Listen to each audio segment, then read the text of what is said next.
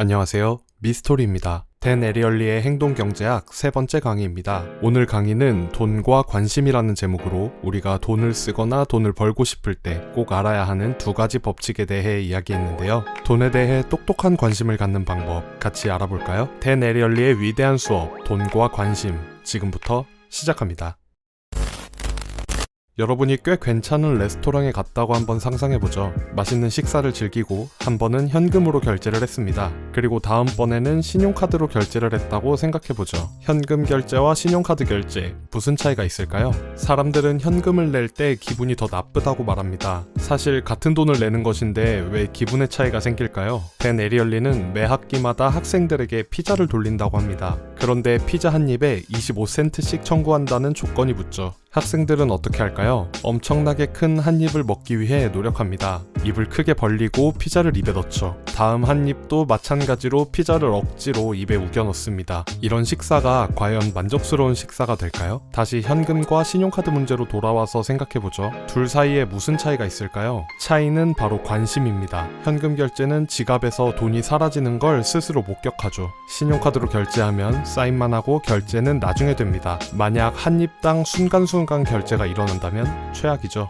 댄 에리얼리는 이것을 지불의 고통이라고 말합니다. 지출과 소비를 동시에 하면 즐거움이 줄어들게 되죠. 지불의 고통은 언제 증가하고 언제 감소할까요? 바로 우리의 관심도와 밀접한 관계가 있습니다. 일례로 미국에서는 전기세를 개인 수표로 결제하는데요. 사람들이 이것을 자동이체로 변경하고 나면 전기 소비량이 4% 증가한다는 통계 결과가 있습니다. 전기세 금액을 확인하면 짜증이 나죠. 가족들에게 전기 아끼라고 닥달을 하게 됩니다. 하지만 계좌에서 슬쩍 빠져나가는 자동이체가 되면 전기세를 덜 신경 쓰게 되죠. 지불의 고통이 나쁜 점만 있는 것은 아닙니다. 사람들이 지출에 신경 쓸수록 담배 같은 해로운 소비는 줄이게 되죠. 하지만 삶의 즐거움을 더 우선시 여기는 사람들은 계속해서 지불의 고통을 피하려고 할 것입니다. 무엇보다 중요한 것은 우리가 돈을 쓰는데 쏟는 관심입니다. 이것이 관심의 첫 번째 법칙인 지불의 고통입니다. 돈 쓰는 것에 주목하면 즐거움이 줄어들게 되죠. 관심의 두 번째 법칙을 알아볼까요? 두 번째 법칙은 운영의 투명성입니다. 운영의 투명성이란 우리는 과정이 보이지 않는 것에는 돈을 내지 않는다는 것입니다. 하지만 사람들은 과정이 눈에 보이게 되면 기꺼이 돈을 내려 하죠.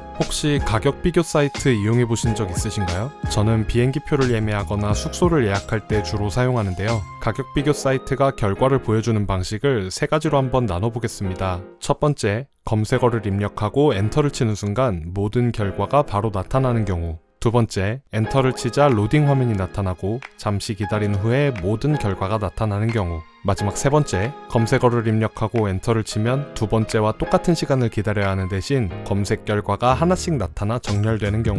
즉, 이 경우는 정보가 화면에서 움직이는 것을 눈으로 확인할 수 있습니다. 세 가지 케이스의 만족감은 어떻게 다를까요? 첫 번째, 결과가 바로 나타나는 경우에는 시간과 상관없이 만족도가 일정합니다. 두 번째, 로딩 화면이 나타나는 경우 기다리는 시간이 길어질수록 만족도는 빠르게 떨어지게 되죠. 마지막 세 번째, 정보가 움직이는 걸 눈으로 보는 경우에는 어떨까요? 처음에 몇 초간은 모든 결과가 바로 나타나는 첫 번째 케이스보다 오히려 만족감이 높습니다. 하지만 35초를 넘어가는 순간 만족감이 급속도로 떨어지죠. 그래도 로딩 화면보다는 계속 만족도가 높습니다. 이것은 시간과 기다림의 문제가 아닙니다. 바로 투명성의 문제이죠. 우리에게 일이 어떻게 진행되고 있는지 보여주는 것입니다. 특히 인터넷 세계에서는 우리가 볼 수 없는 부분들이 많죠. 포털 사이트에서 검색을 하거나 인터넷 뱅킹을 이용하는 것에 모든 밑단을 볼 수는 없습니다. 하지만 여기에 운영의 투명성을 더해 진행 상황을 보여준다면 사람들은 가치를 더 높게 평가하고 돈을 더 지불하려고 하죠. 돈뿐만 아니라 사람 사이의 관계에서도 마찬가지입니다. 커플 한 쌍을 각자 따로 인터뷰해서 서로의 관계를 위해 몇 퍼센트 정도 노력하고 있냐고 물어보면 둘의 합은 항상 100%를 넘습니다. 하지만 연인 관계가 항상 좋지만은 않죠. 왜 그럴까요? 우리 각자는 개인의 투명성 안에 존재하기 때문입니다. 내가 한 일은 모두 볼 수 있지만 상대방이 한 일은 잘 보지 못하죠.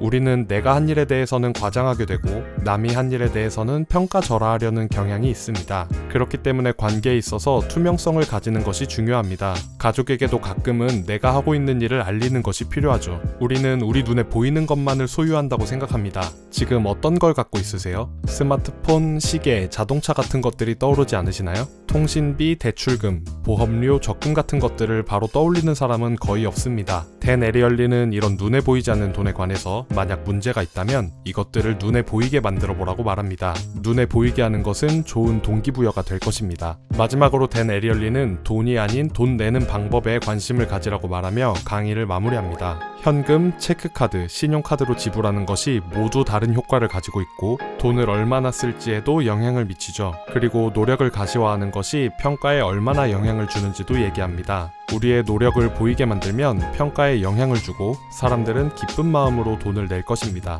보이지 않는 것을 보이게 만드는 것은 중요합니다. 어떤 것을 성취하려 할 때도 마찬가지죠. 만약 오늘부터 다이어트를 위해 운동을 꾸준히 하기로 마음먹었다면 달력에 간단하게 표시해볼까요? 성공 확률이 확 올라갈 거예요. 그럼 오늘도 좋은 하루 되세요. 유바!